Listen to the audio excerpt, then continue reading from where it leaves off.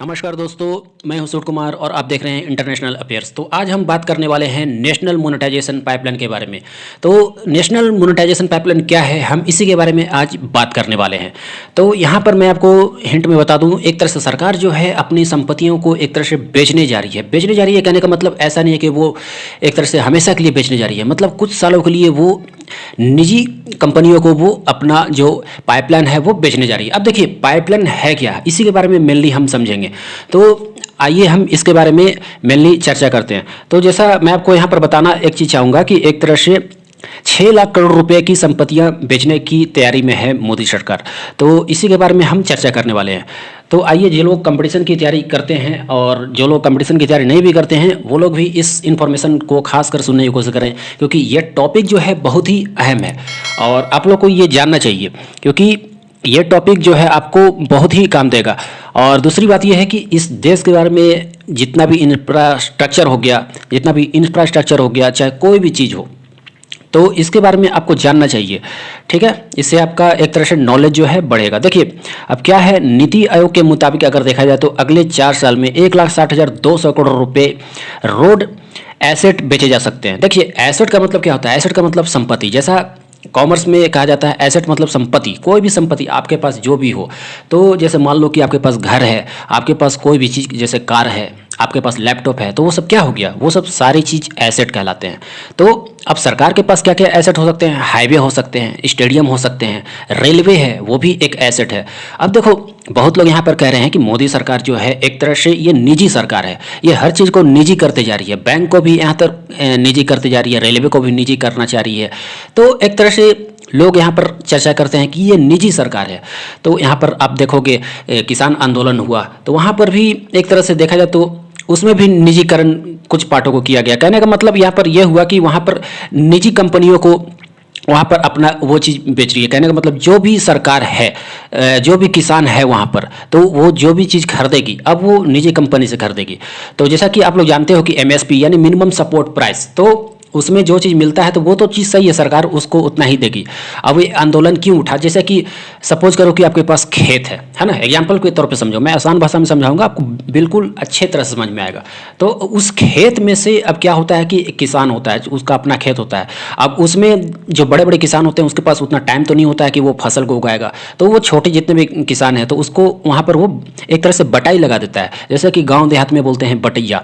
तो वहाँ पर वो एक तरह से बटाई लगा देता है, जिससे कि वो छोटे छोटे किसान क्या करते हैं, वो अनाज को उपवाते हैं, एक तरह से उगाते हैं। ठीक है, अब जैसे क्या है कि जब वो निजी बड़ी बड़ी कंपनियों के पास चला जाएगा, जब किसान वहाँ पर अपना अनाज को बेचेगी, तो जो छोटे किसान है तो उसको क्या मिलेगा, है ना। तो जब वो अनाज जो है सरकार के हाथ में रहेगा तो वहाँ पर तो दोनों को फायदा होता था। ठीक है, तो अब देखिए यहाँ पर हम बात करेंगे पाइपलाइन के बारे में, मोनेटाइजेशन पाइपलाइन के बारे में। तो मैंने आप लोग को यहाँ पर एक तरह से बतलाया कि 1,60,200 करोड़ रुपए के रोड एसेट यहाँ पर बेचे जा सकते हैं। अब यहाँ पर क्या है कि 1,52,496 करोड़ रुपए के एसेट निजी हाथों में जा सकते हैं। अब आपको मैं यहाँ पर यह भी बताना चाहूँगा कि पावर ट्रांसमिशन में से 4,52,100, मतलब यहाँ पर आप कह सकते हो 45,200, 4,52,100 नहीं है, ये 45,200 करोड़ जो है ये पावर ट्रांसमिशन। तो इतना करोड़ और पावर जनरेशन में अगर देखोगे आप 39,832 करोड़ रुपए की परिसंपत्तियां को निजी हाथों में बेचा जा सकता है। तो यहाँ पर अभी बात जो है चल रही है। तो ये एक तरह से प्लान है कि 2022 से इसका कार्यक्रम जो है स्टार्ट हो जाएगा। ठीक है, तो आइए इसके बारे में और चर्चा करते हैं। देखिए मैं आप लोगों को यहाँ पर हर चीज़ों को आसान भाषा में समझाऊंगा, तो आप लोगों को कोई भी डाउट नहीं जाएगा। ठीक है, तो आप एकदम कहानी की तरह सुनिए। ठीक है, आपको करंट अफेयर कभी भी पढ़िए तो एक कहानी की तरह एक इंटरेस्टिंग रूप लेकर के पढ़िए, तो इससे क्या होगा कि आपका जो नॉलेज है बहुत अच्छा खासा बढ़ेगा। अब देखिए यहाँ पर आप द हिंदू के हिसाब से देख सकते हो, ये नेशनल मोनेटाइजेशन पाइपलाइन जो आया तो इसने क्या लिखा था, breakup of the government big privatisation push.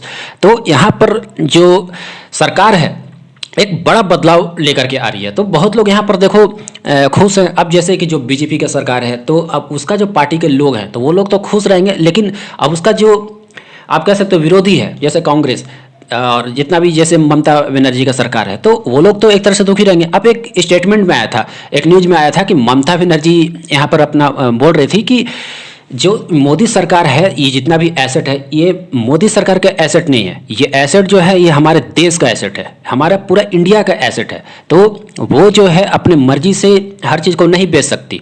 तो एक तरह से उन्होंने भी ठीक ही बात बोली। ठीक है, तो आइए इसके बारे में और भी कुछ चर्चा करते हैं। तो यहाँ पर देखिए एसेट फॉर मोनेटाइजेशन क्या क्या है। आप देखिए तस्वीरों के मुताबिक मैं आपको समझाना चाहूँगा। रोड है, तो यहाँ पर रोड देखिए 26,700 किलोमीटर को एक तरह से निजी करने की बात है, और 1.6 लाख करोड़ इस पर एक तरह से निजीकरण किया जाएगा। तो कहने का मतलब देखिए मैं आपको बताना चाहूँगा कि इसे क्या है, सरकार एक तरह से निजी कंपनी यानी प्राइवेट कंपनी जितने भी बड़ा बड़ा हो गए, मान लीजिए सपोज कीजिए एक एग्जांपल के तौर पे टाटा बिरला जो भी हो गए, यानी मुकेश अंबानी जो भी हो गए, बड़े बड़े कंपनी जितने भी हस्ती हैं, तो उसे बेच देगी और वहाँ पर वो निजी कंपनी जो है सरकार को पैसा देगी। तो अब वो क्या है, सरकार जो है उस पैसे से इंफ्रास्ट्रक्चर पर खर्च करेगी। सरकार का यहाँ पर कहना है कि अभी हमारे पास लॉसेस हो रहे हैं, अभी बैंक से भी लॉसेस हो रहे हैं। तो बैंक के बारे में मैंने आपको बताया कि जैसे bank of India central bank हो गया, इंडियन ओवरसीज बैंक हो गया, और एक बैंक ऑफ महाराष्ट्र, तो ये ऑलरेडी लॉस्ट में चल रहे हैं, ऑलरेडी लॉस में चल रहे हैं। तो अब क्या है, सरकार का कहना है कि अब मुझसे नहीं सहा जाएगा, तो मैं इसे एक तरह से निजीकरण करूंगा, प्राइवेटाइजेशन करूंगा, डिसइन्वेस्ट करूंगा। तो आप जिन लोगों ने वो वीडियो नहीं देखा है तो वो जरूर देख ले उस वीडियो को। तो उनका ये कहना है कि मुझे अब यहाँ पर लाभ चाहिए अगर देश को चलाना है। तो अब क्या होगा कि निजी कंपनियां जो है सरकार को पैसा देगी, अब उसी पैसा से सरकार क्या है इंफ्रास्ट्रक्चर प्रोजेक्ट चलाएगी। ठीक है, जैसे कि एग्जांपल के तौर पे जैसे अभी केजरीवाल जो है स्मॉग टावर अभी हाल ही में कैनॉट प्लेस पर खोला है, जैसा कि मैंने इसकी चर्चा पहले भी कर रखा था। अब जैसे देखिए यहाँ पर रेल पे कितना है, 400 स्टेशन, यहाँ पर 400 स्टेशन प्रोजेक्ट में लाया गया है और 150 ट्रेन। तो इन सभी को एक तरह से प्राइवेट कंपनियों के हाथ में दे दिया जाएगा कुछ सालों के लिए। आप यहाँ पर 8-10 साल 15 साल जो भी हो, अब वो सरकार के हिसाब से कितना वो सरकार के हिसाब से जाती है। तो सरकार का कहना है कि हम इसे बेच नहीं रहे हैं, हम इसे एक तरह से कुछ सालों के लिए निजीकरण कर रहे हैं, जिससे कि हम लोग का भी मुनाफा हो और प्राइवेट कंपनियों को भी मुनाफा हो जाए। अब देखिए क्या है कि विरोधी पार्टी ये कह रहे हैं कि अगर ये प्राइवेट कंपनियों के हाथ में ये सब एसेट चल जाएगा तो वो लोग तो अपने मन मुताबिक कुछ भी कर सकते हैं, वहाँ पर अपना वो टैक्स कुछ भी काट सकते हैं। टोल जो होते हैं रोड में, आप लोग जैसे जानते हो, वो वहाँ पर कुछ भी ढाबा वाबा कुछ भी अपनी मर्जी से खोल सकते हैं, अपना नियम चलाएंगे, अपना कानून चलाएंगे। तो अब देखिए होता क्या है, अब तो सरकार तो अपना ये काम कर रही है। अब देखिए यहाँ पर पावर ट्रांसमिशन लाइन्स में 42,300 सर्किट किलोमीटर है ना, तो इस पर देखो आप 0.67 लाख करोड़ इस पर खर्च होगा। तो कहने का मतलब इतना पैसा सरकार को चाहिए। अब क्या है कि 8,000 किलोमीटर ये नेशनल गैस पाइपलाइन, इसको भी ये डिसइन्वेस्ट करेगी, निजीकरण करने की बात है। अब यहाँ पर पावर जनरेशन है, सभी देखिए कितना डिसइन्वेस्ट करने वाली है, ये कुछ सालों के लिए है। तो ऑयल पाइपलाइन हो गया, टेलीकॉम हो गया, माइनिंग हो गया, एयरपोर्ट पोर्ट्स हो गया, स्टेडियम हो गया। आइए इसके बारे में और कुछ चर्चा करते हैं। अब देखिए यहाँ पर मैं आपको बता दूं कि क्या ये बेचेंगे, व्हाट विल दे सेल। तो एक्चुअली क्या है कि देखिए इससे पहले अगर देखा जाए तो मैं आपको बताना चाहूंगा नीति आयोग के सीईओ जैसा एक तरह से जो भी हो, मैं इसका देखो इससे एक क्वेश्चन भी पूछूंगा, इसलिए मैं अभी नहीं बोलूंगा। ठीक है, तो अब देखो नीति आयोग क्या होता है। नीति आयोग एक तरह से योजना है, मतलब वहां पर कोई भी चीज का कोई नया चीज आता है तो वहां पर हर चीज निर्माण होता है। तो नीति आयोग का एक तरह से देखा जाए तो अध्यक्ष जो है नरेंद्र मोदी है। तो इसे आप लोग याद कर लो, जो लोग कंपटीशन की तैयारी करने वाले हो खासकर। अब जैसे देखो यहाँ पर कहा गया कि 2025 तक नेशनल इंफ्रास्ट्रक्चर प्लान का 14% हिस्सा यानी 6 लाख करोड़ रुपए रोड, रेलवे और पावर आदि से जाएंगे। ध्यान दें यहाँ पर 2022 से यह कार्यक्रम को स्टार्ट करने वाला है, यानी अगले साल से यह कार्यक्रम स्टार्ट होने वाला है और यह प्लान है 2025 तक। तो 2025 तक ये प्लान चलेगा। अब क्या है कि ऐसा नहीं है कि 2025 तक चलेगा तो इसका मतलब वो 2025 तक ही इस संपत्ति को यूज किया जाएगा, नहीं, ये लंबा भी जा सकता है। मतलब मैंने आपको बताया 8 साल 10 साल 15 साल कुछ भी हो सकता है। ठीक है, अब जैसे मैं आपको यहाँ पर बताना चाहूँगा एक तरह से 15 railway stadium, train, mountain railway यहाँ पर बेचे जा सकते हैं। इनके साथ अगर देखें तो शिपिंग में 9 मेजर पोर्ट बेचे जाएंगे, जैसा स्क्रीन पर आप देख सकते हो, और 2 नेशनल स्टेडियम भी इस लिस्ट में है। और सरकारी कंपनियां की गेस्ट हाउस भी जैसे देखा जाए तो पीपीपी मोड में जाएंगे और अगले 4 साल के वार्षिक टारगेट होंगे, है ना। तो अब जैसे देखो यहाँ पर 9 major ports will be sold in shipping हो गए। अब जैसे guest houses of government companies भी also go in PPP mode. ठीक है, पीपीपी समझते हो, परचेजिंग पावर पैरिटी। तो परचेजिंग पावर पैरिटी कहने का मतलब जैसे मान लो कि ये समझते होगा, तो शॉर्ट में मैं फिर से बता देता हूँ, मैंने ऑलरेडी ये सब बता रखा है। जैसे कि मान लो इंडिया में आप कोई भी सामान खरीदते हो, ठीक है, जैसे कि मान लो कि आप कंप्यूटर खरीद रहे हो, तो कंप्यूटर आप इंडिया में 10,000 में खरीद रहे हो, सपोज करो, मान लो 20,000 में खरीद रहे हो। यही चीज़ अगर आप अमेरिका में खरीदोगे तो वहाँ पर इसका जो रेट है 2 गुना या 3 गुना भी जा सकता है, तो वो चीज़ आपको 60,000 में मिलेगा। तो यही है परचेजिंग पावर पैरिटी। अब जैसे मैं आपसे क्वेश्चन यहाँ पर करना चाहूँगा, who is the current CEO of NITI Aayog. तो मैंने आपको बोला था मैं क्वेश्चन करूँगा, तो ये क्वेश्चन आ गया। तो इसका आंसर जो है ये अमिताभ कांत। और इसी तरह अगर इसका वाइस CEO अगर देखा जाए तो ये है राजीव कुमार। ठीक है, ये चीज़ आप याद रखना। नेक्स्ट क्वेश्चन मैं आपसे यहाँ पर करना चाहूँ, when was NITI Aayog establish. तो नीति आयोग का निर्माण कब हुआ था? 1 जनवरी 2015। ये बहुत इंपॉर्टेंट क्वेश्चन है। ठीक है, तो इस क्वेश्चन को अच्छा से याद कर लो।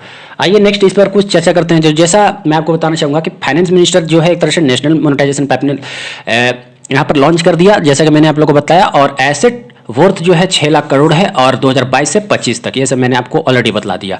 ठीक है, अब जैसे देखो एक ट्वीट में यूथ कांग्रेस का देखो ट्वीट है जो विरोधी, तो ये क्या कहते हैं, today members of IYCC Chandigarh protested against the national monetisation pipeline. अब इसमें क्या है कि गवर्नमेंट जैसे देखा जाए तो सेक्टर 17 का चंडीगढ़ का, तो ये लोग सभी विरोधी हैं।